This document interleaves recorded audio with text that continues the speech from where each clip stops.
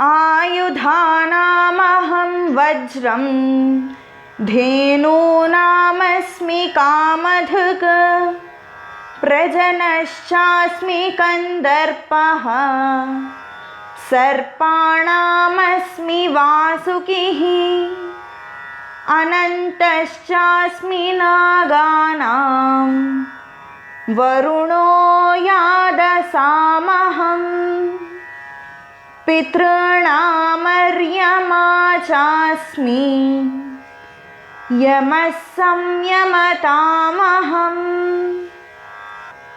అత్యంత వినాశకరమైన ఆయుధాలలో వజ్రాయుధముగా, ధేనువులలో సకల కోరికలను తీర్చే కామధేనువుగా, సృష్టి ఉత్పత్తి కారణమైన మన్మధునిగా, సర్పములలో వాసుకిగా, నాగజాతులలో శ్రేష్టమైన అనంతనాగుగా, జలచరములకు అధిపతి అయిన వరుణునిగా, పితృదేవతలలో అర్యముడిగా, ధర్మశాస్త్రములలో యమధర్మరాజుగా నన్ను తెలుసుకొనుము.